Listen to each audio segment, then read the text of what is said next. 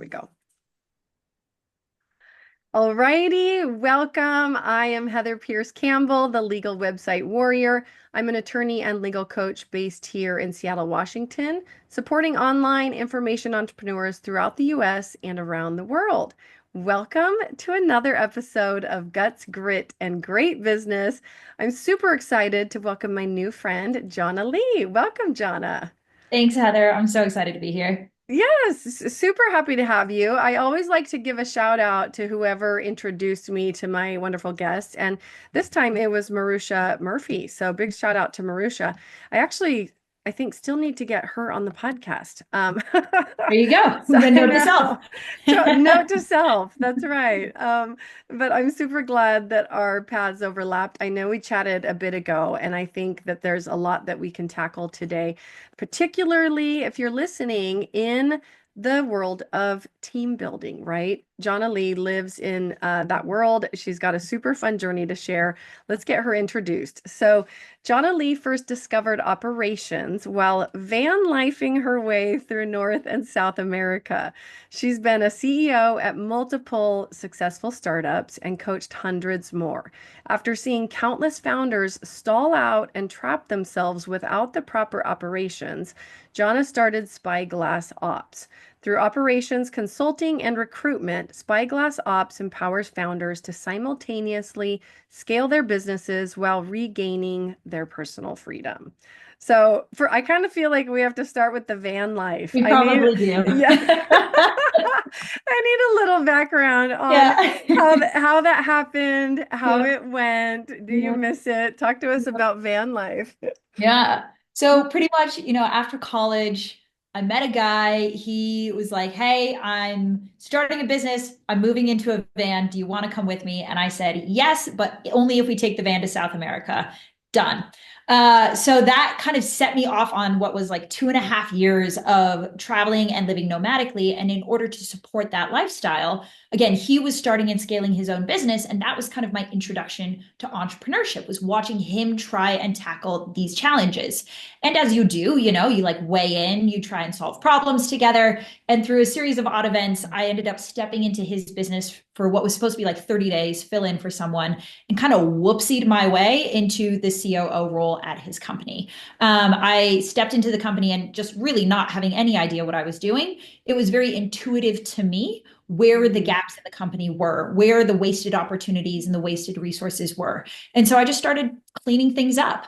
And then I got lucky with some mentors who told me that there's a word for that, and that's operations. And that really sent me down the rabbit hole of what is operations? How do we build operations that, in my mind, ops is there to do two things. It's to maximize the efficiency within our business, Mm. right? Get us the most bang for buck within our business as measured by profit, and to make sure that the founder and CEO has the relationship that they want with their business. So in our Mm. case, I had to learn a style of operations that supported me and my boyfriend in like traveling around in this van and going to paragliding competitions and wanting to live and travel and see the world because we had committed to that lifestyle. That wasn't going to work if we were running the business with 80-hour a week work weeks. So it was this gorgeous like forcing agent that made me have to figure out what's the systems, what's the team, Mm. how do I build that team, how do I manage that team in such a way where the work can get done without me. And that is really what defines the style of operations that I teach to our clients,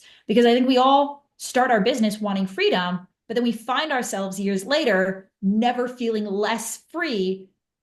And how did we get there when it's the exact opposite of the goal that we set out to achieve for ourselves? Right. Well, we didn't put ourselves on the van life path.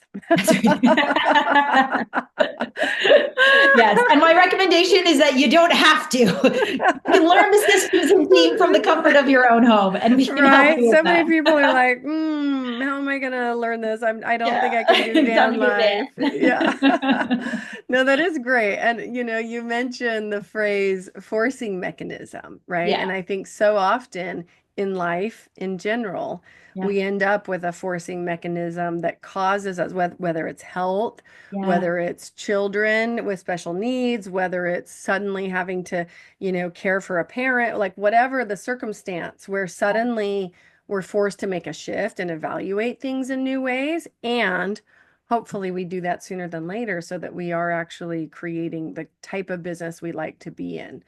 Um, what did you find were some of those early gems on your own journey that you were like, hmm, and maybe you didn't have these, but like sometimes there are some big ahas of like, oh my gosh, why did I not see this sooner? Why did I not do this earlier? But it sounds like, you started right out of the gate learning this stuff and applying it right away. Yeah. What were some of those things as you began working with other people Mm. that you found really made a difference? Yeah. So many come to mind, but a big aha moment for me was in that first COO role. I had the opportunity to work with my very first ops mentor, a woman named Layla Hermosi, and I was working directly with her team and her product. And I just remember being so struck by how high performing her team is. Literally Mm. every single person I worked with, I was like, you are incredible. And I couldn't understand how her team was just so much better than mine. And that is really what sent me down the leadership and team building rabbit hole. Because when I asked her about it, essentially her very gentle but necessary slap in the face was, Jhana, it's not my team, right? It's not that my team is better. It's not that I pay them more. It's not that they're somehow A players while your team is not. It's how I lead them, right? Our team is only as good as the coach. So if you want to level up your team, what that actually looks like is looking in the mirror, leveling up yourself, leveling up your leadership, and then your team will rise. And I totally did not believe her for like the longest time. And then as I really started digging into this leadership thing, it's really what I realized to be true is that if our businesses are just reflections of ourselves, Mhm. our team is just reflections of ourselves. We can look at our team and be disappointed and frustrated by their performance, and we can point the finger and blame them. Or we can say, how have I unintentionally accepted and tolerated this level of behavior? How have I maybe enabled this behavior in how I lead, in how I hire, in how I manage? How can I use my team's performance as a data set that reflects back to me where I have room for growth as a leader? And when that unlock happened, it changed the game for me because instead Mm, of now having to go out, fire everyone, and then hire quote unquote A players, the solution is actually much simpler. It's harder, but it's simpler, which is I change. And if mm, I change, all of a sudden my team will mhm. change. When you were in that conversation, and I don't know if you were able to observe her long enough, what was she Mhm. doing differently that you saw like, oh, this is different than the average person out there leading a small business? Yes. So the first thing that she did is that she had very clear systems and processes for each Mm, key stage of the employee journey, right? She had a process for hiring that guaranteed she got the right A player into the right seat every time. She had a process for onboarding that guaranteed that if the right person was hired, they would be set up for success and they would be ramped up in their role quickly. And if somehow the wrong person got through, they would quit in the first 30 days. She had a mm, process for managing that she called manage up or manage out. If there's an underperformer on the team, there is a process to follow that will either lift them up and close the performance gaps or manage them out, meaning they will literally quit and self select off the bus. She had a process mm, for firing, right? So I think the big thing is like none of us know how to lead. None of us are mm, born with this knowledge. The critical difference is that she did the work to establish how do we do these things so that she was able to create a processed outcome, which is I have the mm. highest performing team all the time. I'm not leaving that up to chance. I'm Yeah. not leaving that up to my gut check. I'm not leaving that up to like intuitively, how do I handle the situation in front of me? There is a process to fall back on at every single stage of the journey. Mm. Well, and I think, it's so interesting because when I think about even the processes and systems in my business, often Mhm. if there's like a mistake that happens or a gap, my first question is like, okay, how do we fix the system? What is Yes, broken in the system? It's very often not a people problem. totally. It's a system problem. Like, how did we set up this system so that it failed in this way? Yep. Right? Yep. Is she somebody that is natural with processes? Like as you dig into it and you've worked now long enough that you've seen a lot of business owners doing their thing, I Mhm. think systems come naturally for some people and not so naturally for others. They Yes. have a system even if they don't know they have a system, right? And Mhm. it's about getting that down and then asking, is it working? What do you find for those that do it really well? How are they doing it well? Yeah. So the short answer is yes, absolutely. Being able to observe Layla, and if you know her, her husband Alex, they are the quintessential, what like EOS would call like the visionary integrator pair, right? Or the founder and the operator. And what I have found to be very true in now the hundreds of visionary operator pairs that I've had the opportunity to work with and coach is that these are two completely different avatars. It's different skill sets, it's different psychographics, it's different decision making trees, it's different priorities, it's different values, and it's different ways of interpreting data. So, where a visionary will look at the data within the business and they will see here's the next product we could launch, here's the next revenue generating opportunity we could take advantage of, here's the next way to grow the business. An operator will look at the same exact business and say, here's the holes. Here's where things aren't working. Here's where they could be working better. Here's where we're wasting time. So they're two fundamentally different lenses. And the power of like Alex and Layla or anyone who finds this partnership is that you're able to get a true genius in each seat so that one person is looking at growth and one person is looking at profit. And we get to look at both, and we don't put pressure on ourselves to be both and to somehow have Mm, mastered both. So I work with visionary entrepreneurs, and pretty much I tell them, hey, I'm giving you the permission slip to not be the systems person, to not care mm, about SOPs because we both know you don't, right? yeah. Your highest value to your business is to stay in the visionary seat. But that doesn't mean these things aren't important. It just Mm, means you're not the right person to be looking at them. Let's go mhm. find you that person. Let's train that person if you already have them so that you've got your counterpart and your company is not losing profitability and efficiency just because you're not, your lens isn't naturally geared that way. So it sounds like in that role, in the sweet spot that you found yourself landing in your work, is you can train somebody up. Like some of your clients bring you their person and say, help.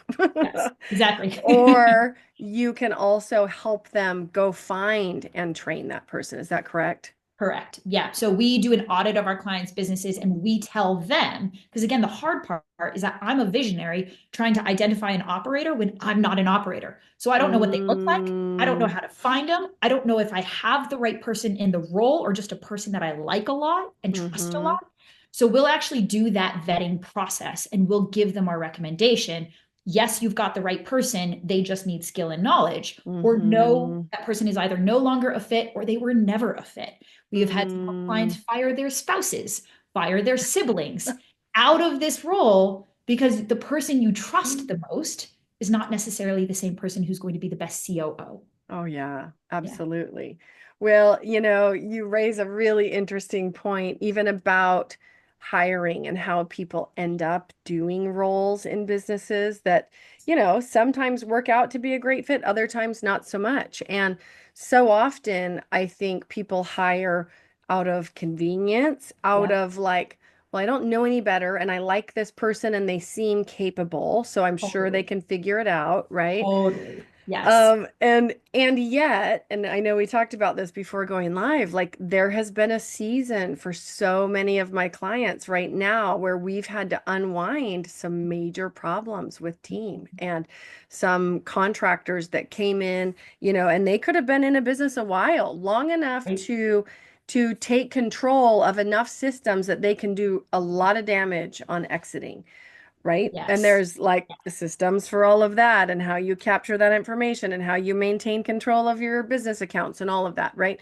But it can really be a nightmare to the nth degree, especially for a small business It when can. operations essentially have to come to a halt because Mm, something like this has happened.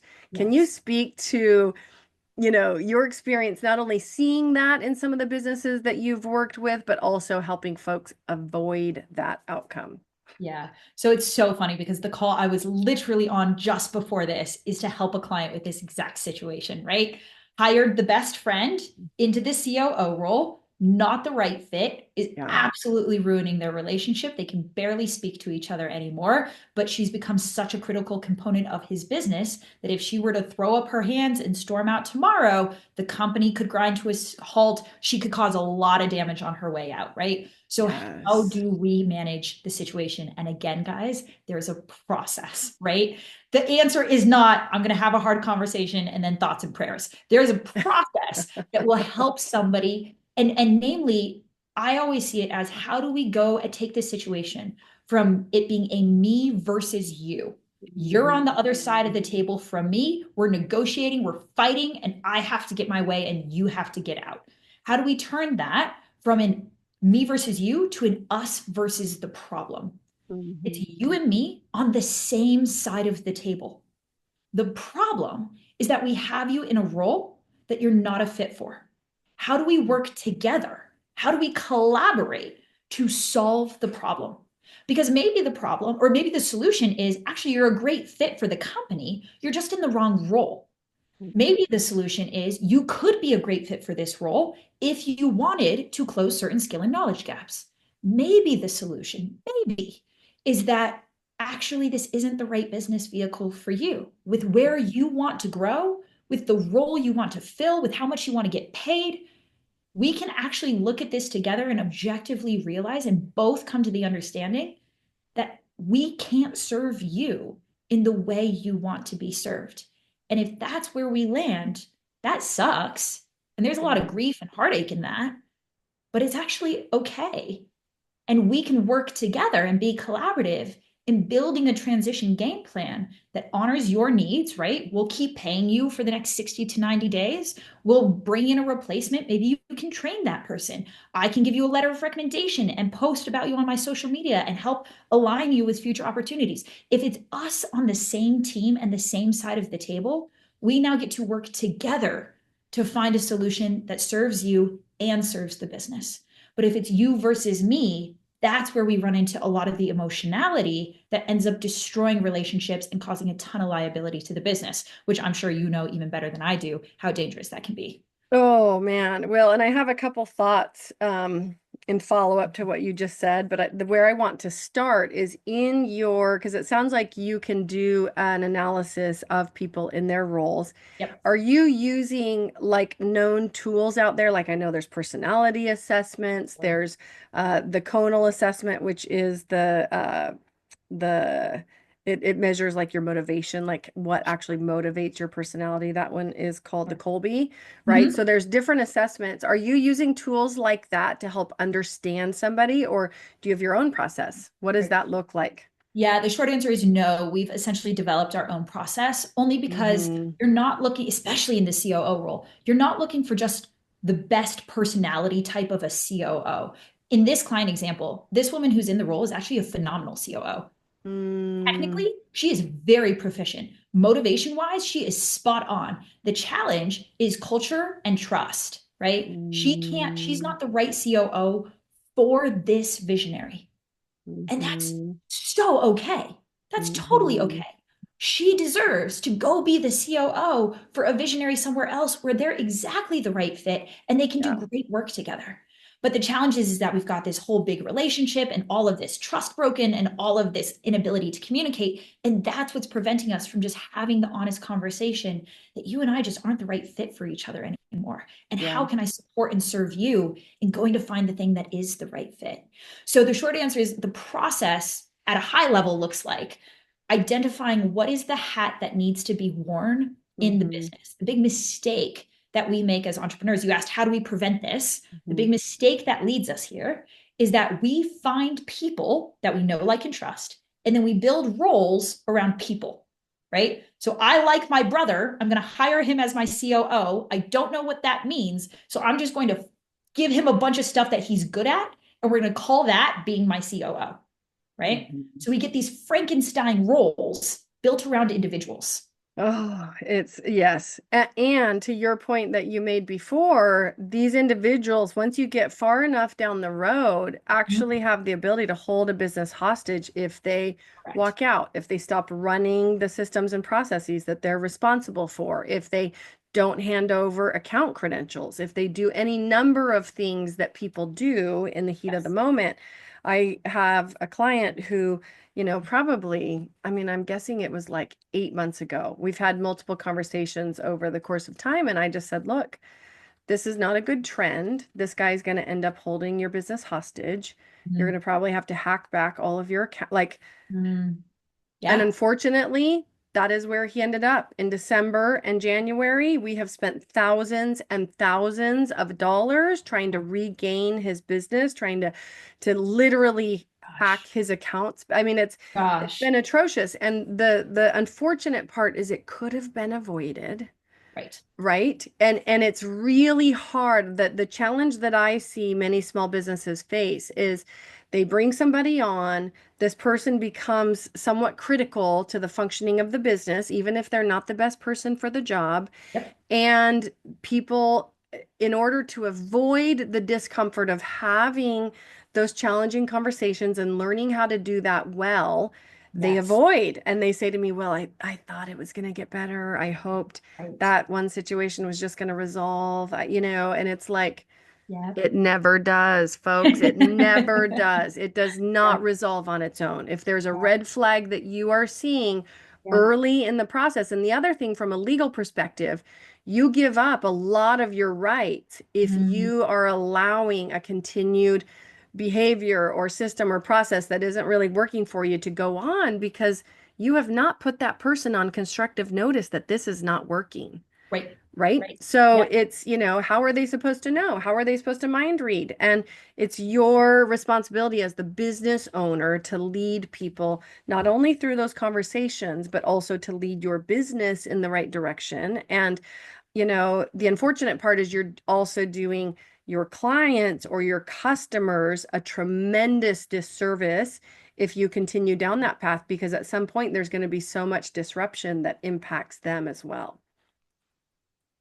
Amen. Like, anybody watching the video, I'm like nodding and gesturing. Like, you're so spot on with this, Heather, right? And I think so. A quote from that mentor, Layla, something I love that she says, your success is directly proportionate to the number of uncomfortable conversations you're willing to have.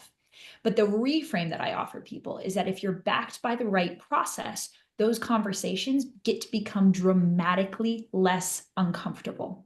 The uncomfortable conversation is you and me across each other at the table. A far more comfortable conversation is us versus the problem. So, if Hmm. how we have that conversation and the process we use to walk someone through that conversation aligns incentives, puts us back on the same side of the table, the conversation, like I still get coffee every month with people that I've fired, right? I love those people dearly. They invite me to their baby showers Hmm. because I didn't have to have a conversation that said, I'm forcing you out. The conversation was, here's the role that's as it needs to be filled, right? You asked what Hmm. our process is. Instead of finding people and then adjusting roles to them, we take the people off the table and we define the role. Here is what the COO at this company needs to be capable of delivering. Here's the tasks associated with the role. Here's the scope of work. Here's the people they manage. Here's the outcomes. Here's the metrics they're responsible for. We define that. Then we ask that person to come back onto the table and we say, hey, here's the role. Do you actually want this role? Is this a fit? Yeah. Do you actually want this? And they're like, oh Hmm. no, that role sucks, which is why I haven't been doing any of that stuff. Yeah. Totally. Here's the other roles that are available in the company. Are any of these hats a fit for the skills that you want to develop, the work you want to do, and how much you're willing to get paid? Oh no? Hmm. Okay. So then there's actually only one opportunity left, and that's for us to go help you find another place. But I'm doing that as an act of service to you. Because what no one deserves is to be unsuccessful in their work. No. And to be unappreciated despite the fact that they're, showing up, putting, and it's that conversation around, even skilled labor versus unskilled labor, where I'm like, I was talking to my husband and just like, why is it that we cannot value a living wage, even for quote unquote unskilled labor? It's essential to the business, it's essential to our economy, it's essential. And not only that, but somebody is giving time from their life to show up and do this role, right? Like, how awful to not be appreciated for that. So I completely agree. And I think one of the other things that comes to mind when I'm thinking about, how many clients I've seen in this position of turmoil where on the back end things are really yucky and they could have been so much better, is it matters how you hire. It Yes. matters the language that you use when you're saying, okay, yes, we want to bring you into this role, and Mhm. understand that if there's ever a point where this role doesn't seem to be a fit, or Yeah. things are getting, crunchy or balls dropped because it's not a fit, we're going to be very proactive in addressing that because Yeah. we want you to win and we want us to win, right? And I think just committing to a level of transparency around here's what we want. We want everybody winning. And if there's a point where we're not all winning, we're going to immediately address it. And Yeah. not in an aggressive way, but an open way, right? Mhm. Of like, is this working? I've noticed this. How's this going? Mhm. And what I have found in my own work, because I've got a small team, I work with 3 or 4 assistants or various team members at any given point, and they have very specific roles. But for my main assistant, one of the things that I'm asking at every meeting, every quarterly meeting where we're reviewing her work, is what needs to be taken off your plate? What is Yeah. not a fit for you? Whether it's because you've grown or you just don't like it, right? And so, even though it's not necessarily like pegging her into a specific role, it is modifying the role and saying, who else do I need to bring on to do this other function that is no longer a fit, right? And because I want to know, are there things you're unhappy doing, right? Mhm. And probably businesses who are doing it better have clearly defined all of those roles in advance, but businesses change over time. Some functions drop off. You're like, oh, we tried that and didn't like it. We're not doing that thing anymore, right? And that's so what you're talking about is what I would introduce into the onboarding process, right? So exactly what you just said. I have a whole slide in my onboarding deck, my culture deck that I walk Mm, everybody through of what happens if there's a performance gap. I say that on day one. yeah. And the reason for it is exactly what you just said. It takes the taboo, it takes the discomfort Mm, out of the conversation. It says, I don't expect you to be perfect. In fact, I expect that at some point there's going to be discrepancy. So when that happens, I'm already mhm, getting in front of the emotional discomfort that is inevitable when that moment happens. I'm pre-framing that I expect this to happen, and here's how we're going to handle it. We're going to handle it by showing up to the same side of the table and being teammates to each mhm, other and being collaborative in how we identify the gap and then decide whether that gap can be closed or how it can be closed. But I mhm, expect gaps to exist because the hard part with startups is that our teams are changing so rapidly. Our company is changing so rapidly. So, to your point, the roles that we needed 6 months ago may not be the roles that we need 6 months from now. So, we need to have a process that will allow us to stay flexible and dynamic because our companies intrinsically are. If we are locking people into specific roles, or if we're not mhm, setting in place the right cultural foundations that will allow us to evolve and change with them over time, you are literally setting yourself up for the most uncomfortable conversations. And then you'll put those conversations off, and then the problem will grow, and then we have an explosion. So, to your point, Heather, the root cause solution to this goes all the way back to hiring and onboarding, not how do we handle it now that the mhm. trash can is already on fire. Yeah, that's Yeah. right. And I think so often people just don't know. I mean, we're all doing our best. We're not here to beat you up, even if it feels like we're beating you up. But you know better, and so you do better, right? Right? So moving forward, Nobody anybody ever who's taught us. heard this conversation, yes, Yeah. go back and look at how are you beginning? How does everything look at the beginning? Run yourself through the process as the person that you're getting ready to hire, right? How does it feel? What does that conversation look like? I think that that level of proactive planning, the amount of heartache it can save. So, yes. In addition to things like this, where you're like saving people time, saving them heartache, what do you love most about your work? What have you found are the pieces that you really love to dig into? Oh, I I always say that the best thing I get to do is help founders fall back in love with their business. Mm, Because we start this business because we love it. We love something about it. And then through the slow aggregation of all of the stuff that we're talking about, the problematic team members that we don't know how to handle, and the systems that we don't want to build, and the client fires that keep piling up, we fall out of love with our business. And the reality is that all of that is entirely solvable. And so through bringing in the right systems, the right team, getting these things off the plates of the founders and getting them mm, back into the role that not only is the role that they enjoy the most, but is also the role that's going to generate the most amount of growth and revenue for their business, they get to fall back in love with this company that they built. And that to me is such a satisfying transformation to support someone through. Because mm, again, all the things we're suffering from in our business are solvable problems. We just don't know how to solve them. And that's okay because we've never done this before. So, yeah. how could you possibly be expected to know? That's not a reasonable expectation. What is a reasonable expectation is that when you hear a conversation like this and you recognize, I have this problem, they're telling me there's a solution.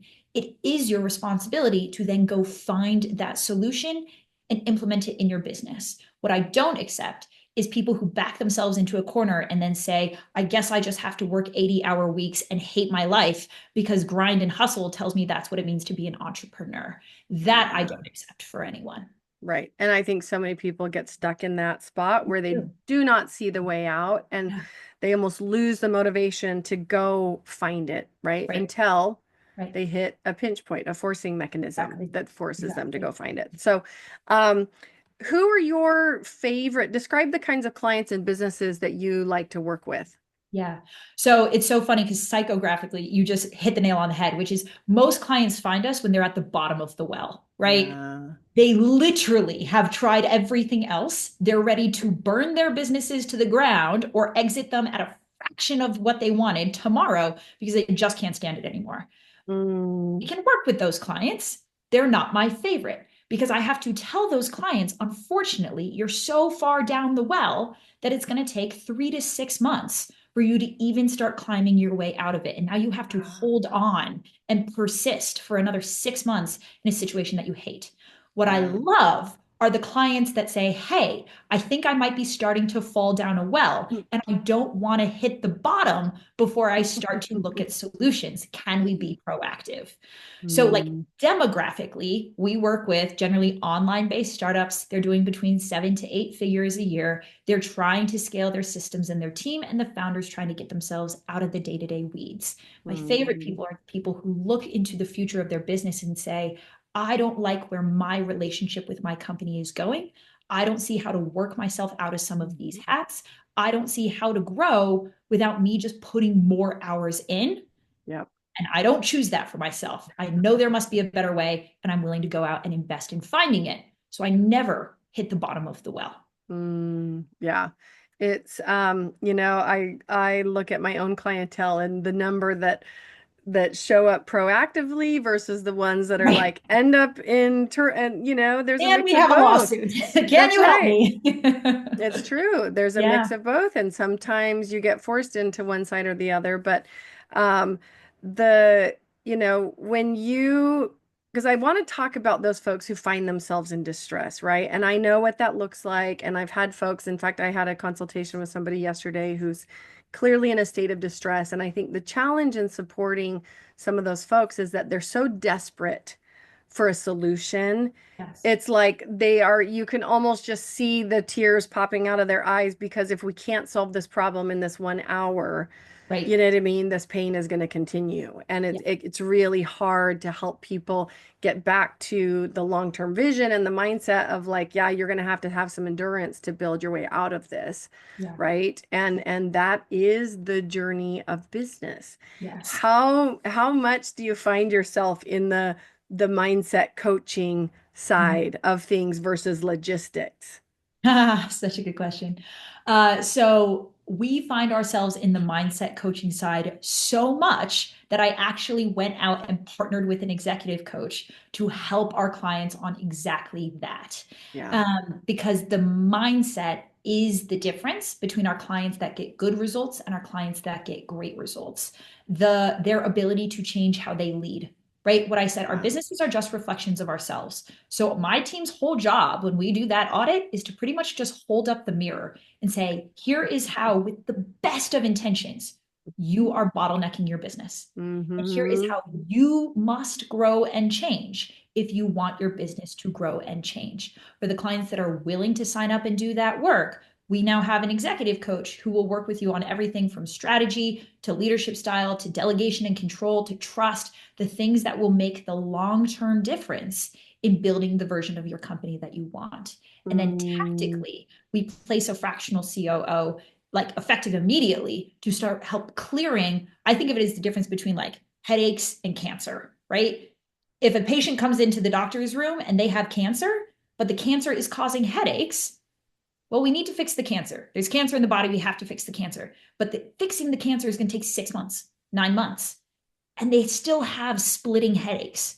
So, how can we craft a Tylenol pill that helps abate the symptoms that are causing the immediate pain so we have enough time to actually fix the cancer? Because if the headaches are so painful that you just like, this is where the metaphor falls apart, but like you give up and you walk away from the mhm, whole thing, you sell the business, you burn it down, you do whatever, then we haven't actually done right by you. We have to figure out how mhm. to fix the headache long enough to solve the cancer. Yeah, yeah, absolutely. Well, it's, if you're listening, we just strongly encourage you to be on the proactive side Totally. of this, right? It is interesting. That analogy, brings me back to early days of business training when you learn like people are either responding to like motivating towards a positive outcome or avoiding a negative one, right? And so often in business leadership, we're in that pain point already, trying Yes. to avoid that pain. Talk to us about the resources. I know you've got like a variety of resources that you have available for folks who are in your world. Mhm. Talk to us about ones or a one that feels like a fit for this audience. Yeah. So the one that comes to mind, if any of what we talked about around team building Hmm. resonated with you today, like I mentioned, I've taken those early processes that I learned from my very first mentor. I've stress tested and iterated and optimized them through hundreds of businesses, and now have my own set of team building SOPs, and they all exist. I call it like the A player SOP Bible, and I am more than happy to give that to anyone in your audience, Heather, who wants the process required to Hmm. solve these things and build the version of their team that they want. So if that's interesting to anybody, you guys can, I think probably the best way would be just DM me on Instagram. Let me know that you came from this podcast. You can DM me the code word like A player SOP Bible. I will shoot that over to you totally free, and I'm more than happy to do so. Oh, I love that. I feel like I need to go read that too. I love SOPs but I'm sure I've got room for improvement. Um, what I'm sure there's so much that we could dig into in this world, right? Team building is one of the biggest challenges that Yeah. businesses face. I mean, from a logistical standpoint, from a leadership standpoint, even from a legal standpoint, right? Team building comes with all sorts of unknowns, a variety of risks. Is it worth doing? Absolutely. Mhm. And get some support to do it right, right? Touch on some of the other things that you find are some of those big potholes that people step in. What else do you help people address? Yeah, so we have a six-pillar operational framework. Team is only one.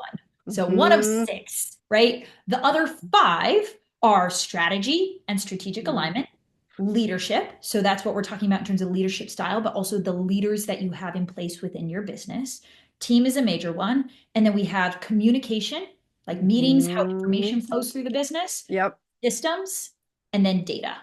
Hmm. You cannot scale. I like these pillars, I think of like the foundation of a house. Yeah. Taller the building, the taller the house becomes, the deeper the foundation needs to sit in order for that house to be stable and scalable. You cannot scale your house with only one or two or even three of these pillars.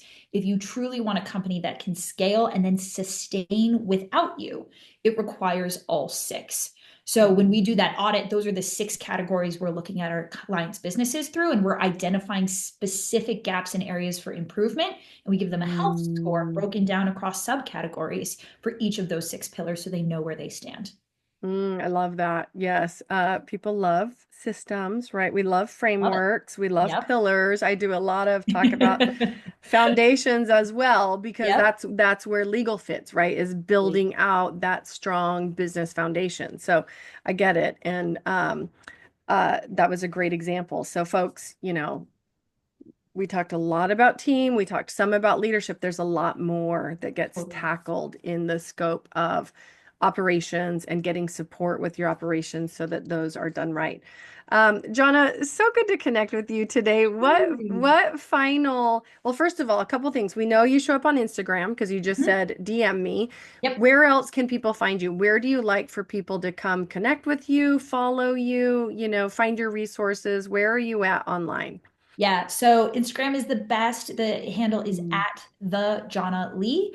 And then I will also be launching my YouTube channel here very quickly, or I should say, ramping it up. So you can also find me Mhm. on YouTube at the Jhana Li. And both of those places is where I'm able to just give as much free educational content, free resources, as much as I'm able to share. That's where I do it. Awesome. So, folks, pop over to our show notes page. You can find those always at legalwebsitewarrior.com/podcast. Look for Jhana Lee's episode, and Jhana is spelled Jhana and then Li for Lee. So, check out Jhana's episode. We will share links to your website, to any resources, to your socials. What final thoughts would you like to leave our listeners with? The final thought would be, I'll just bring it back to like a common theme that we've tied through, which is our businesses are reflections of ourselves. And that's a Mhm. challenge because it means everything that you're unhappy with in your business is somehow, some way a reflection of you. That's a bitter pill to swallow. But what you earn, what you unlock when you take ownership for your company in that way is the opportunity to do something about it Yeah. because you can't control anyone else. Fundamentally, you can't force your team to become better, but what you can change is how you show up and lead. So, hand in hand with that radical ownership comes instantaneous opportunity to change what you don't like about your business. And with the right tools, with the right guidance, you can make changes tomorrow that will change your situation with your business tomorrow.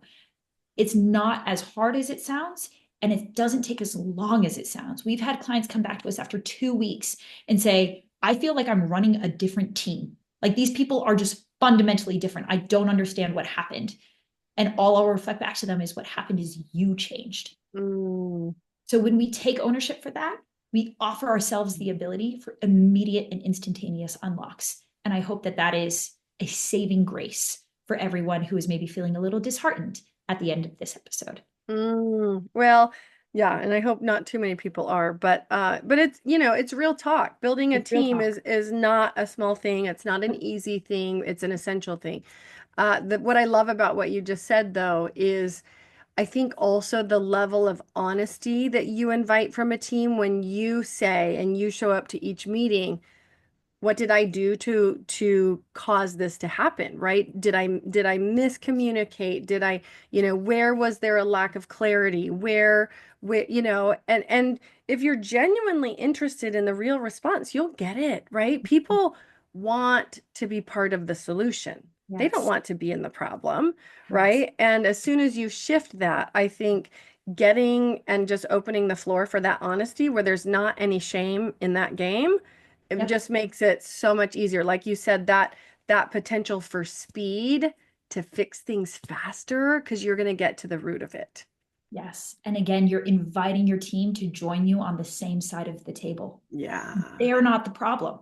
They're No. actually a collaborator with you to identify Yes. and solve what the real problem is. That's right. Yeah. No, I love that so much. Jhana, thank you. It's been such a joy. I wish we had more time to dig into all the other pillars, but for now, we're going to send folks your way to go DM you, start to look into some of your resources. I really hope we are able to bring some folks over into your world, especially those that are super aware they're heading down a road where they need more support. They do not want to end up at that pinch point. Thank you Thank, so much, Heather. This was so fun. absolutely.